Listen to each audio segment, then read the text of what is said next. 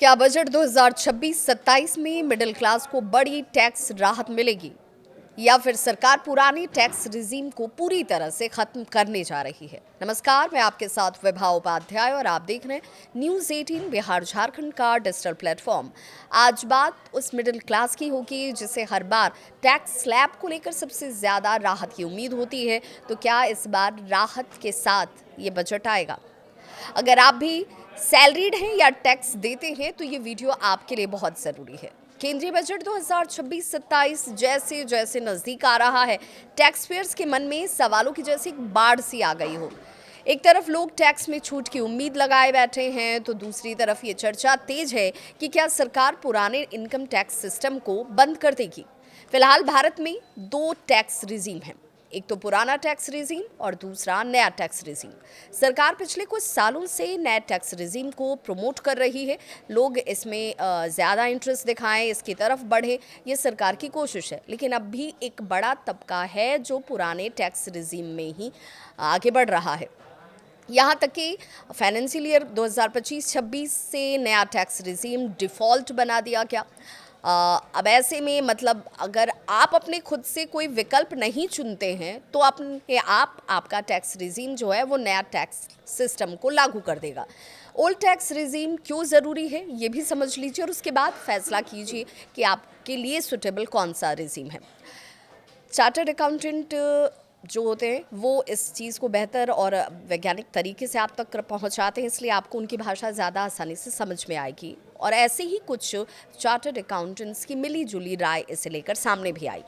आज भी पुराना टैक्स रिजीम लाखों टैक्स पेयर्स के लिए बेहद ज़रूरी है, उनका ये मानना है। ख़ास तौर पर बड़े शहरों की बात करें तो वहाँ रहने वालों के लिए जहाँ किराया ज़्यादा होता है, HRA की छूट सिर्फ पुराने टैक्स रिजीम में ही मिलती है। इस लिहाज से ये पुराना टैक्स रिजीम जो है वो आपके लिए फ़ायदेमंद हो जाता है। इसके अलावा भी पुराने टैक्स रिजीम में मिलती है कुछ बड़ी छूट। अब ये बड़ी छूट किस रूप में मिलती है तो ये जान लीजिए।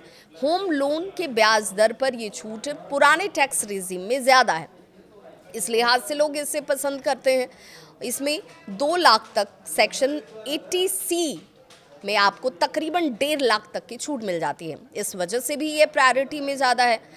हेल्थ इंश्योरेंस सेक्टर की बात करें तो ये भी 80D में ही आता है और एजुकेशन लोन की बात करें तो ये भी 80E सेक्शन में ही आता है, इसमें भी ब्याज दर में छूट मिलती है।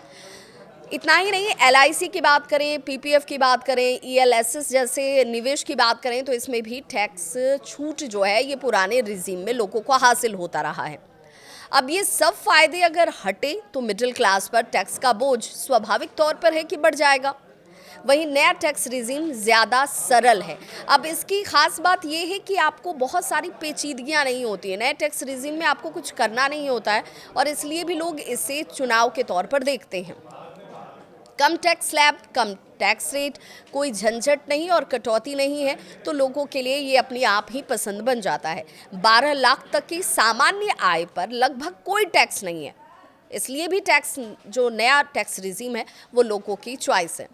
नए टैक्स स्लैब में कुछ बातें ऐसी हैं जिन्हें आपको ज़रूर जानना चाहिए और ये नया टैक्स स्लैब क्या है वो समझ लीजिए अभी तक, क्योंकि अब नया बजट आने वाला है। उससे पहले ये इस चीज़ की स्थिति को आप समझ भी रहे होंगे और इसके हिसाब से आपने अपना चुनाव भी किया होगा। लेकिन इस बार राहत की उम्मीद हर तरीके से लोग देख रहे हैं। अब ये नया टैक्स रिजीम, लेकिन पुराने स्थिति में क्या था तो 0 से लेकर 4 लाख तक कोई टैक्स नहीं लगता है। 4 से लेकर 8 लाख तक की आमदनी पर 5% और 8 से 12 लाख तक 10%, 12 से 16 लाख तक 15% और 16 से 20 लाख तक 20% की स्थिति बनी हुई थी। 20 से 24 लाख में 25% और 24 लाख से ऊपर जितने भी कमाई वाले लोग हैं जिनके आय 24 लाख पर एनम से ज़्यादा है उन पर 30%। कौन सा टैक्स सिस्टम अब आपके लिए सही होगा ये सवाल आपके मन में भी होगा। तो टैक्स एक्सपर्ट्स की बात अब ध्यान से सुनिएगा। टैक्स एक्सपर्ट्स कहते हैं कि अगर आपकी सालाना आय जो है वो 12 लाख तक है और आप ज़्यादा छूट क्लेम नहीं करते हैं तो नया टैक्स रिजीम आपके लिए बेहतर हो सकता है। लेकिन अगर आप लेते हैं HRA, home loan, PPF, ELSS, medical insurance तो पुराना टैक्स रिजीम आज भी आपके लिए ज़्यादा फायदेमंद है। फिलहाल संकेत क्या मिल रहे हैं तो संकेत यही है कि सरकार दोनों टैक्स रिजीम को जारी रख सकती है। संभव है कि नया टैक्स सिस्टम और आकर्षक तरीके से आपके सामने पेश किया जाए, लेकिन पुराने टैक्स सिस्टम को तुरंत खत्म करना सरकार के लिए भी इतना आसान नहीं होगा। इसीलिए एक्सपर्ट्स इस बात पर जोर दे रहे हैं कि संभवतः दोनों ही टैक्स रिजिम इस बार भी बने रहें। अब सबकी निगाहें बजट 2026-27 पर टिकी हुई हैं। देखना होगा कि इस बार मिडिल क्लास को किस रूप में कितनी राहत मिलती है, या टैक्स का बोझ जो है वो अभी जितना है उतना ही बना रहता है। आपको क्या लगता है? आपकी राय बहुत महत्वपूर्ण। पुराना टैक्स सिस्टम बरकरार रहना चाहिए या हटा दिया जाना चाहिए? कमेंट में अपनी राय ज़रूर साझा करें और ऐसे ही काम की खबरों के लिए देखते रहें हमें।